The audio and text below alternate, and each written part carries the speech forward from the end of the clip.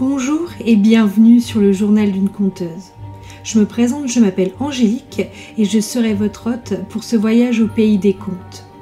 Retrouvez-moi chaque mois pour découvrir l'une de mes histoires coup de cœur.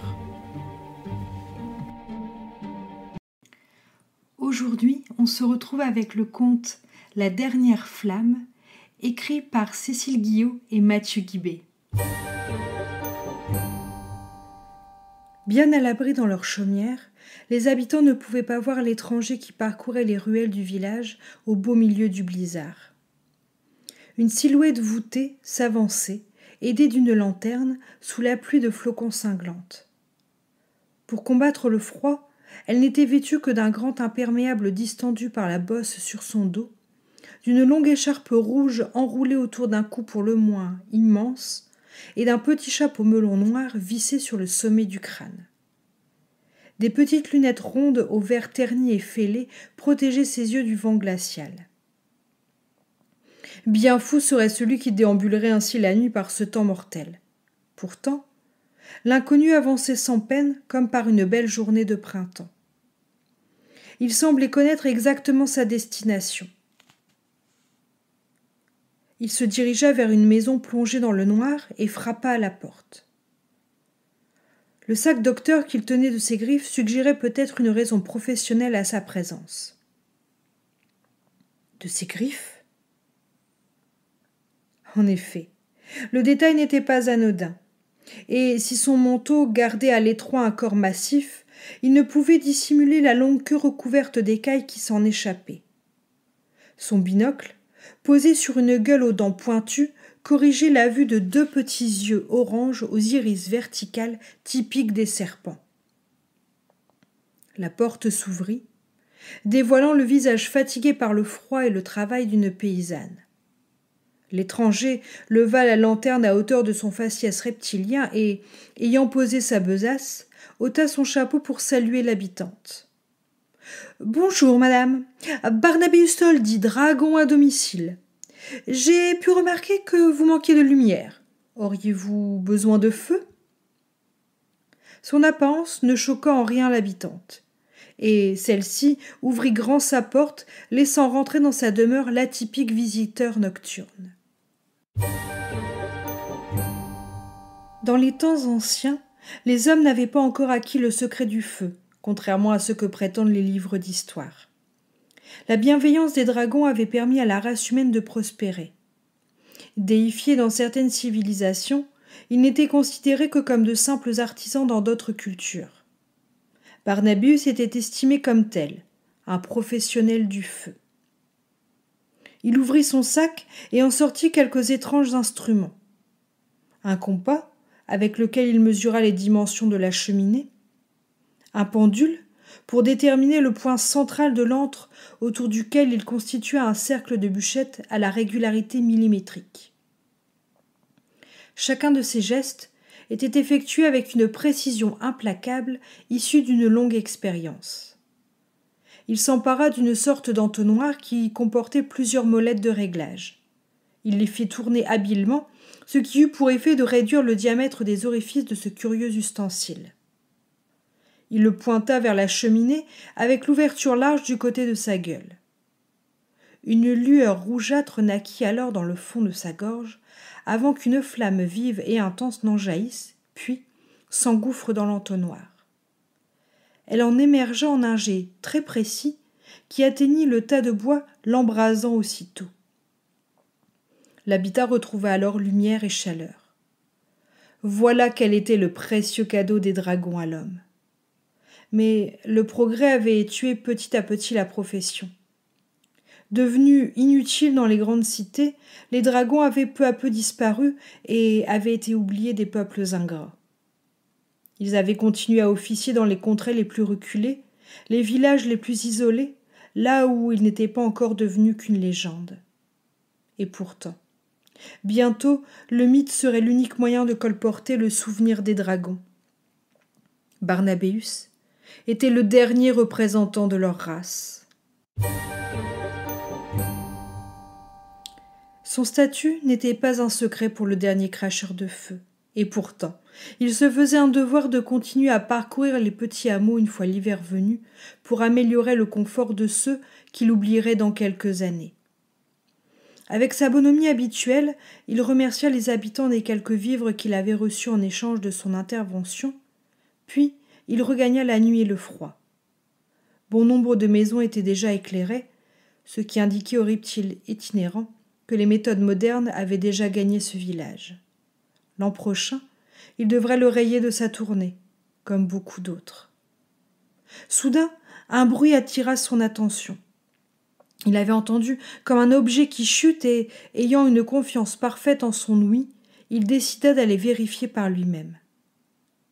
Il remarqua quelques poubelles, dont l'une d'elles était renversée. « Un chat ?» se dit-il. Il s'approcha à pas feutrés malgré sa masse imposante. Ce qu'il découvrit n'avait rien d'un félin égaré. Une petite fille se tenait recroquevillée derrière les containers. Elle était maigre, sale et vêtue de haillons. Elle ne devait pas avoir plus de 10 ans. La pauvre enfant serrait dans ses doigts bleuis par l'hiver glacial un précieux trognon de pomme glané au milieu des détritus. Elle était visiblement apeurée par la présence du dragon, mais elle ne pouvait pas trembler davantage, déjà transie. Barnabéus s'accroupit face à la petite, mais son sourire, qui dévoilait sa dentition pointue, n'aidait pas vraiment à la rassurer. « Eh bien, en voilà un drôle de matou !» Mais le chat en question se trouvait en réalité dans sa gorge. Barnabéus fut pris alors d'une quinte de toux, ce qui était bien plus incendiaire chez un dragon que chez un homme. Serrant les mâchoires, il étouffa quelques flammèches qui lui laissèrent une trace de suie sur le bout du bec, ainsi que des voluptes de fumée noire s'échappant de ses naseaux. Les enfants peuvent passer de la peur à la curiosité aussi facilement que les adultes passent de l'amour à la haine. La fillette se mit alors à rire. Elle n'avait rien qu'un trognon de pomme comme repas, ni toit, ni famille, et pourtant elle rit franchement. Son visage rayonna alors et elle chatouilla les oreilles du dragon de sa jovialité mélodieuse. Il farfouilla dans sa poche et en sortit une pomme bien verte qui faisait partie de son maigre salaire de la soirée. « Tiens, celle-ci doit être meilleure, » lui proposa-t-il. Les yeux avides de la petite lui confirmèrent cette suggestion et, les mains tremblantes, la fille se saisit du fruit et croqua avec appétit dedans. « Je suis Barnabéus Toldy. Et toi ?»« Sidonie, je veux dire, » corrigea-t-elle en avalant goulûment sa bouchée. « Veux-tu m'accompagner dans un endroit plus chaud, Sidonie ? Tu as d'autres pommes ? » ?»« Oui, répondit le dragon en riant. « Alors, je veux bien. » En quelques jours, les joues creuses de la fillette avaient retrouvé un semblant de rondeur, tandis que ses prunelles s'étaient mises à briller d'un éclat plus intense. En cet instant, elle était occupée à faire un bonhomme de neige censé ressembler au dragon protecteur. Barnabéus regardait l'attendrissant manège tout en s'émerveillant du tour nouveau qu'avait pris son existence. Sidonie, avec sa naïveté et sa spontanéité d'enfant, lui apportait un nouveau souffle, une joie simple qu'il n'avait encore jamais connue. Elle pouvait virevolter des heures sous la neige tombante, prise dans la magie de la beauté des flocons volant dans les airs. D'autres fois, elle construisait des nids pour les oiseaux, à l'aide de bouts de bois, et y déposait des miettes issues de leurs frugaux repas. Barnabéus redécouvrait donc le monde à travers les yeux de la fillette. Un monde splendide et étonnant, où chaque instant était précieux. Il comprenait désormais l'attachement des humains envers leur progéniture. Les enfants étaient si généreux et aimants, et tout à la fois avides d'affection. C'étaient eux qui donnaient un sens à la vie. Sidonie continuait son œuvre, et le dragon fronça les sourcils, soudain tiré de ses rêveries. La petite avait les mains bleuies par le froid, mais ne semblait pas en souffrir outre mesure. « Sid, reviens donc par ici. Tes menottes vont se transformer en glaçons si tu continues. » La fillette rit et délaissa son ouvrage pour s'avancer vers le dragon. Celui-ci souffla délicatement sur les doigts de l'enfant, prenant garde à ne laisser échapper que son haleine ardente et non pas sa flamme coutumière.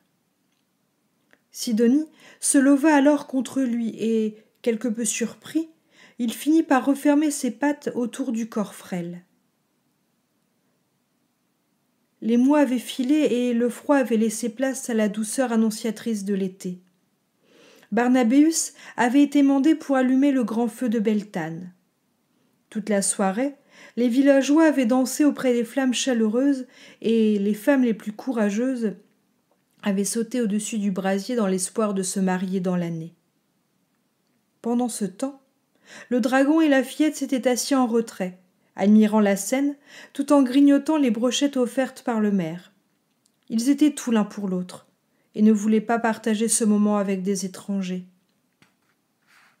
« Dis, Barney, elle est où ta famille ?»« Ma famille ?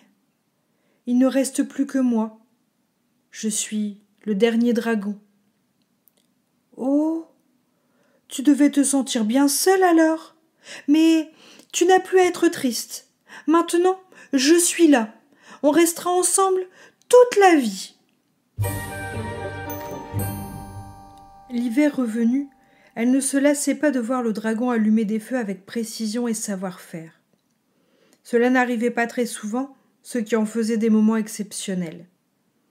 Elle adorait assister à ce spectacle, observer la concentration de Barnabéus, puis les petites flamèches prendre vie dans l'âtre.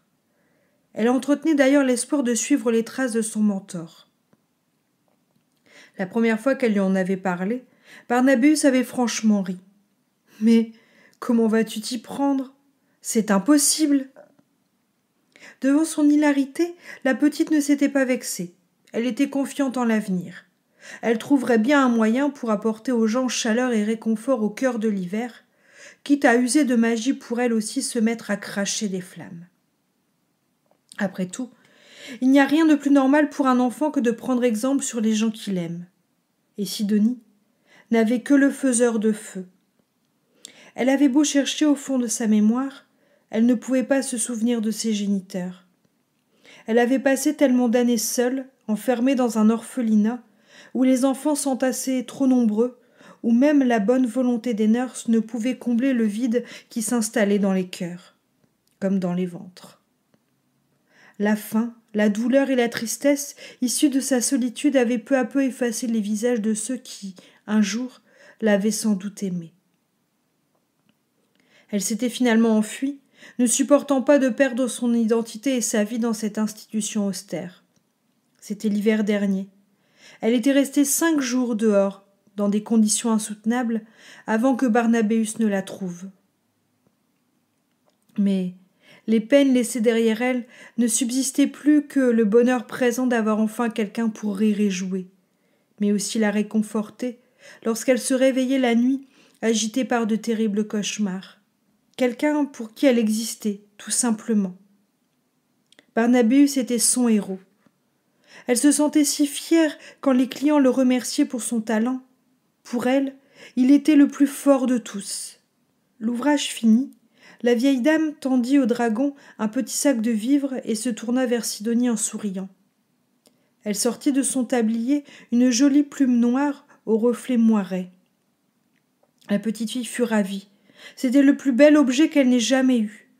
En chemin, elle ne put résister à la tentation et se mit à chatouiller son protecteur du bout de la plume.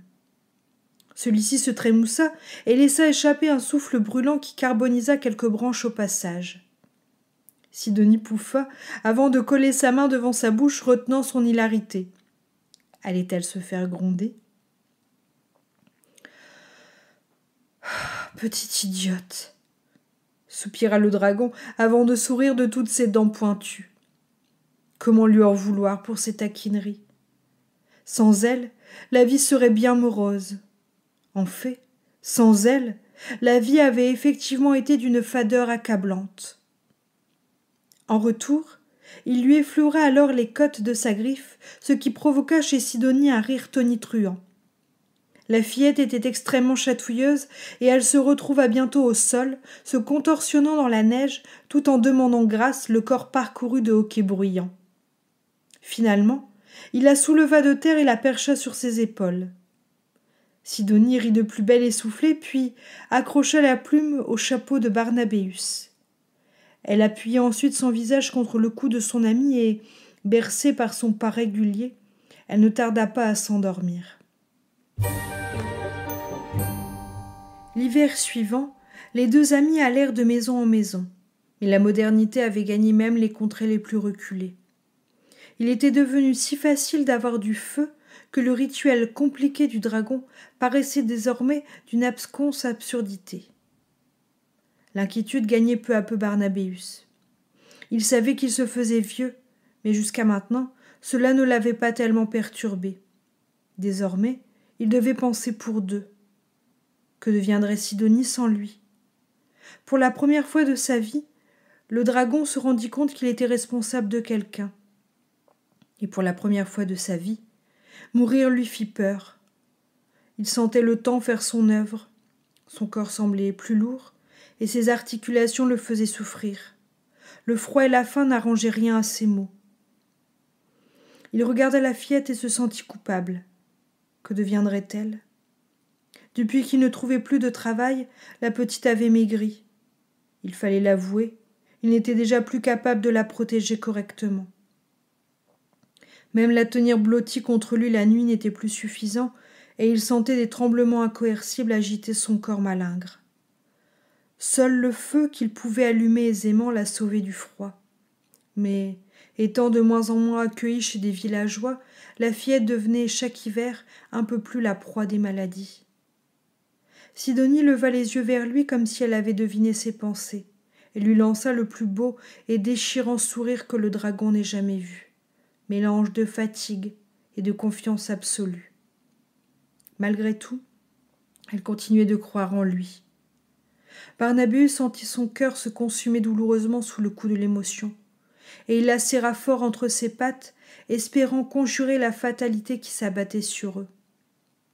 Il lui sourit en retour, car en aucun cas il ne voulait que la fillette vienne à penser que la situation était devenue critique. Il ne désirait pas rompre le charme de l'insouciance enfantine. C'était avec les yeux pétillants de vie et le rire musical qu'il aimait Sidonie. Un an après, la saison hivernale fut particulièrement rude. Malgré la présence de l'artisan du feu, la fillette tomba fortement malade. Elle s'était effondrée à bout de force dans la neige et Barnabéus avait dû la porter jusqu'à une grotte pour tenter de la réchauffer. Cependant, le mal était résistant et aucune chaleur ne semblait pouvoir faire tomber la fièvre. Voilà 3 jours que son état n'avait fait qu'empirer, laissant le dragon totalement impuissant. Sidonie s'alimentait difficilement, mais même malgré cela, il serait bientôt à court de nourriture. La petite fille grelottante, le visage en nage, questionna de ses yeux injectés de sang le vieux dragon. La peur se lisait au fond de son regard. Implorante, elle finit par demander « Barnabéus, est-ce que je vais mourir ?» Le reptile posa délicatement sa main crochue sur le front de l'enfant et, avec une tendresse inouïe, il retira une mèche de ses cheveux, collée par la sueur. Il la fixa à travers les verres salis et fêlés de ses petites lunettes rondes qui ne pouvaient pas dissimuler tout l'amour contenu dans son regard. Il soupira et affirma d'une voix qui ne laissait planer aucun doute. « Non, tu ne vas pas mourir !»